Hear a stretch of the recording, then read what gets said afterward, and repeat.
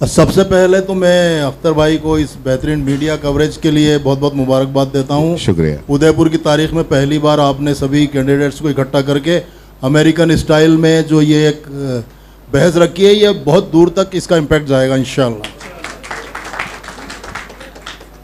दूसरी बात, मैं जो चुनाव कन्वीनर हैं, इलेक्शन कन्वीनर, उनको भी जो वो हैं या नहीं है पता नहीं मुझे, मैं शायद उनको बाई फेस जानता भी नहीं हूँ, अभी लाइव में रहना, लेकिन उनके बेहतरीन चुनाव कार्यक्रम के लिए मैं उनको बहुत ही दिल से बहुत ही मुबारकबाद देता हूँ। बहुत ही फ्री एंड फेयर इलेक्शन वो करा रहे हैं और इंशाल्लाह आगे भी होगा। और वो सभी कैंडिडेट्स को भी मैं ये प्यार मोहब्बत से आपस में हाथ मिला के जो बात कर रहे हैं, ये एक एग्जाम्पलरी जो है वो आपकी वजह से पॉसिबल हुआ है।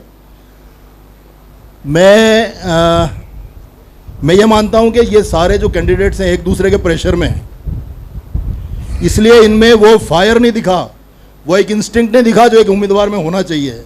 ये एक दूसरे के विरोधी के जो सामने बैठे हैं, एनीवेज कोई बात नहीं, लेकिन हम ये चाहेंगे कि वो फायर, हमें हमारा सदर फायर ब्रांड चाहिए, हमें हमारा सेक्रेटरी फायर ब्रांड चाहिए, काम करके दिखाने वाला चाहिए, बातें कम करे काम ज़्यादा करे। इत्तेफाक से अंजुमन नया बनने वाला है और विजन 2030 का नाम शायद आप सब लोगों ने सुन लिया होगा। संडे 22 जून को एक मशावरत, एक कॉन्फ्रेंस हुई थी जस्टा सतवा सवीना में। उसमें मेरे ख्याल से 25-30% हजरात आप सभी मौजूद होंगे और ये जितना भी कार्यक्रम जो प्रोग्राम यहाँ डिस्कस हो रहा है, वही एजेंडा विजन 2030 का भी है। तो मैं आप सबसे अपील करना चाहूँगा कि जो भी काबीना बने, जो भी सदर बने, जो सेक्रेटरी बने, जो काबीना के मेंबर बने, वो हमारे साथ कोलैबोरेट करें, हम उनको कोऑपरेट करेंगे, वो हमें कोऑपरेट करें। हमारे पास ज़बरदस्त रोड मैप तैयार है, बना बनाया रोड मैप हम अंजुमन को दे सकते हैं, अंजुमन से हम सपोर्ट ले सकते हैं, अंजुमन हमसे सपोर्ट ले। जो भी काबीना मेंबर जितने भी अगर जो आने वाले हैं वो मतलब दूसरी गुजारिश मैं ये करना चाहूँगा कि इसमें 19 और 4 23 और 4 27 और 3 मेरे ख्याल में 30-32 कैंडिडेट्स हुए 302 में से किसी पोस्ट के लिए या उसके एग्जीक्यूटिव के लिए सामने हैं हमारे। उसमें ज़्यादातर नौजवान हैं, बड़ी अच्छी बात है। नौजवानों का जो है वो एक बहुत लंबा उनका अपने पास वक्त है, लेकिन मेरा यह मानना है कि कुछ एक्सपीरियंस्ड और बुज़ुर्ग लोगों का भी इसमें साथ होना ज़रूरी है।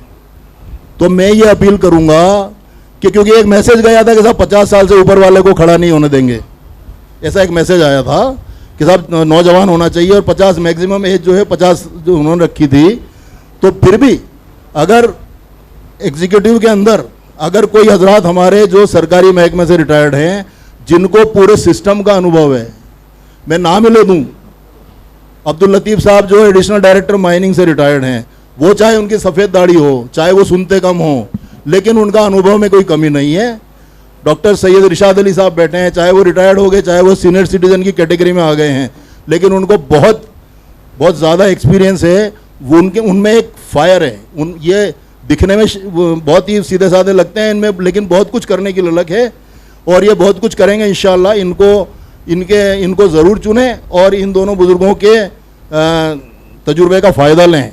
इसके अलावा अभी तक जैसे तालीम पे जो बात कर रहे थे, तालीम का मतलब इन्होंने अंजुमन की बिल्डिंग को समझ लिया। आपको बहुत बड़ा सोचना होगा, तालीम का मतलब अंजुमन का स्कूल नहीं है। इनका सवाल ये नहीं था। 1,35,000 की आबादी है, तो 15-17 हज़ार फैमिलीज़ हमारी मुस्लिम फैमिलीज़ उदयपुर में रहती हैं। उसमें अगर एक में भी अगर 2 बच्चे भी हैं तो 25,000 बच्चे पढ़ते हैं।